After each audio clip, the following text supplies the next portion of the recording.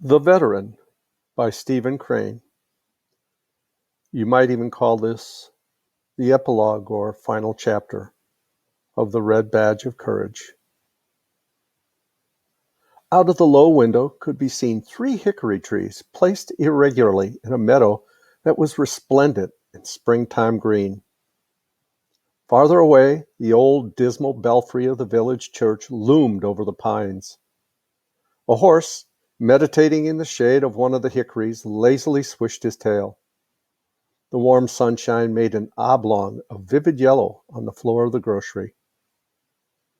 "Could you see the whites of their eyes?" said the man who was seated on a soapbox. "Nothing of the kind," replied old Henry warmly. "Just a lot of flitting figures, and I let go at where they appeared to be the thickest. Bang!" "Mr. Fleming," said the grocer. His deferential voice expressed somehow the old man's exact social weight. "Mr. Fleming, you never was frightened much in them battles, was you?" The veteran looked down and grinned. Observing his manner, the entire group tittered. "Well, I guess I was," he answered finally. "Pretty well scared sometimes. Why, in my first battle, I thought the sky was falling down. I thought the world was coming to an end. You bet I was scared." Everyone laughed. Perhaps it seemed strange and rather wonderful to them that a man should admit the thing, that in the tone of their laughter there was probably more admiration than if old Fleming had declared that he had always been a lion. Moreover, they knew that he had ranked as an orderly sergeant, and so their opinion of his heroism was fixed. None, to be sure, knew how an orderly sergeant ranked, but then it was understood to be somewhere just shy of a major general's stars. So when old Henry admitted that he had been frightened, there was a laugh. "The trouble was," said the old man, "I thought they were all shooting at me. Yes, sir, I thought every man in the other army was aiming at me in particular, and only me. And it seemed so darned unreasonable, you know. I wanted to explain to them what an almighty good fellow I was, because I thought then they might quit all trying to hit me. But I couldn't explain, and they kept on being unreasonable. Blim, blam, bang. So I run."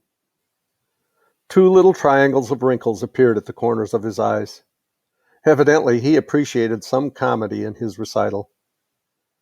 Down near his feet, however, little Jim, his grandson, was visibly horror-stricken. His hands were clasped nervously and his eyes were wide with astonishment at this terrible scandal. His most magnificent grandfather telling such a thing. That was at Chancellorsville. Of course, afterward, I got kind of used to it. A man does. Lots of men, though, seem to feel all right from the start. I did as soon as I got onto it, as they say now. But at first I was pretty well flustered. Now there was a young Jim Conklin, old Cy Conklin's son, that used to keep the tannery. None of you recollect him. Well, he went into it from the start, just as if he was born to it. But with me it was different. I had to get used to it.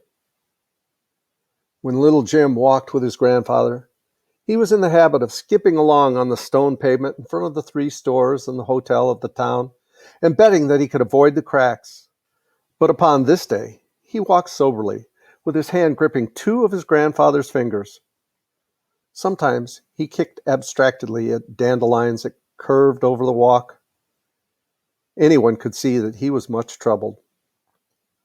"There's Sickles' coat over in the medder, Jimmy," said the old man. "Don't you wish you owned one like him?" Said the boy with a strange lack of interest. He continued his reflections.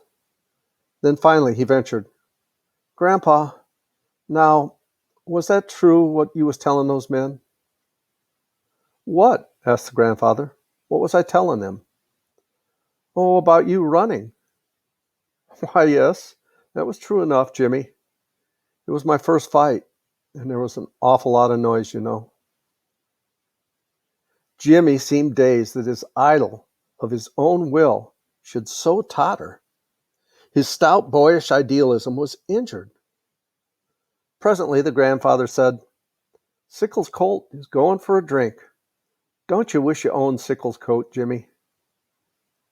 The boy merely answered, "He ain't as nice as ourn." He lapsed then into another moody silence. One of the hired men, a Swede, desired to drive to the county seat for purposes of his own. The old man loaned a horse and an unwashed buggy. It appeared later that one of the purposes of the Swede was to get drunk. After quelling some boisterous frolic of the farmhands and boys in the garret, the old man had that night gone peacefully to sleep when he was aroused by the clamoring at the kitchen door. He grabbed his trousers and they waved out behind as he dashed forward. He could hear the voice of the Swede screaming and blubbering. He pushed the wooden button, and as the door flew open, the Swede, a maniac, stumbled inward, chattering, weeping, still screaming, "De barn fire! De fire, fire! De barn fire! Fire, fire, fire!" There was a swift and an indescribable change in the old man. His face ceased instantly to be a face. It became a mask, a gray thing, with horror written about the mouth and eyes. He hoarsely shouted at the foot of the little rickety stairs, and immediately, it seemed, there came down an avalanche of men. No one knew that during this time the old lady had been standing in her nightclothes at the bedroom door, yelling, "What's the matter? What's the matter? What's the matter?" When they dashed toward the barn, it presented to their eyes its usual appearance, solemn, rather mystic in the black night. The Swede's lantern was overturned at a point some yards in front of the barn door. It contained a wild little conflagration of its own, and even in their excitement, some of those who ran felt a gentle secondary vibration of the thrifty part of their minds at sight of this overturned lantern. Under ordinary circumstances, it would have been a calamity. But the cattle in the barn were trampling, trampling, trampling, and above this noise could be heard a humming like the sound of innumerable bees. The old man hurled aside the great doors, and a yellow flame leaped out in one corner and sped and wavered frantically up the old gray wall. It was glad, terrible, this single flame, like the wild banner of deadly and triumphant foes. The motley crowd from the garret had come with all the pails from the farm. They flung themselves upon the well. It was a leisurely old machine, long dwelling in indolence. It was in the habit of giving out water with a sort of reluctance. The men stormed at it, cursed, but it continued to allow the buckets to be filled only after the wheezy windlass had howled many protests at the mad-handed men. With his open knife in his hand, old Fleming himself had gone headlong into the barn, where the stifling smoke swirled with the air currents, and where could be heard in its fullness the terrible chorus of the flames, laden with tones of hate and death, a hymn of wonderful ferocity. He flung a blanket over the old mare's head, cut the halter close to the manger, led the mare to the door, and fairly kicked her out to safety. He returned with the same blanket and rescued one of the work horses. He took 5 horses out, and then came out himself with his clothes bravely on fire. He had no whiskers and very little hair on his head. They soused 5 pails full of water on him. His eldest son made a clean miss with the 6th pailful, because the old man had turned and was running down the decline and around to the basement of the barn, where were the stanchions of the cows. Someone noticed at the time that he ran very lamely, as if one of the frenzied horses had smashed his hip. The cows, with their heads held in the heavy stanchions, had thrown themselves, strangled themselves, tangled themselves, done everything which the ingenuity of their exuberant fear could suggest to them. Here, as at the well, the same thing happened to every man save one. Their hands went mad.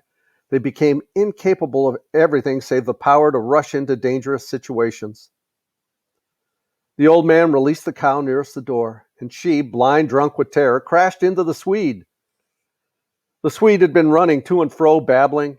He carried an empty milk pail, to which he clung with an unconscious, fierce enthusiasm.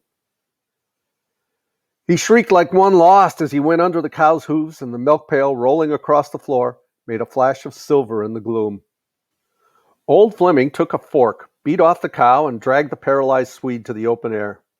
When they had rescued all the cows save one, which had so fastened herself that she could not be moved an inch, they returned to the front of the barn and stood sadly, breathing like men who had reached the final point of human effort. Many people had come running.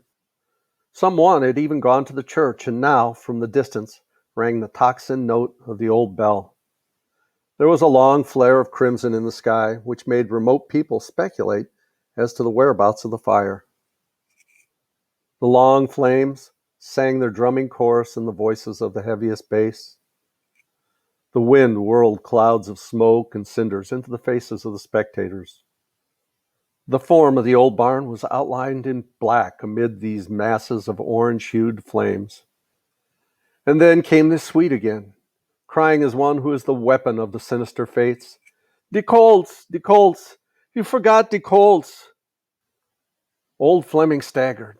It was true. They had forgotten the 2 colts in the box stalls at the back of the barn. "Boys," he said, "I must try to get him out." They clamored about him then, afraid for him, afraid of what they should see. Then they talked wildly to each other. "Why, it's sure death. He would never get out. Why, it's suicide for a man to go in there." Old Fleming stared absently at the open doors. "The poor little things," he said. He rushed into the barn. When the roof fell in, a great funnel of smoke swarmed toward the sky, as if the old man's mighty spirit, released from its body, a little bottle, had swelled like the genie of fable. The smoke was tinted rose hue from the flames, and perhaps the unutterable midnights of the universe will have no power to daunt the color of this soul. And that's the end of The Veteran, and thus the end of the Red Badge of Courage. I hope you enjoyed the story, and I hope you come back for our next one. Please reach down, click like, subscribe to our channel, and remember, I love you guys. As Tigger says, ta-ta for now.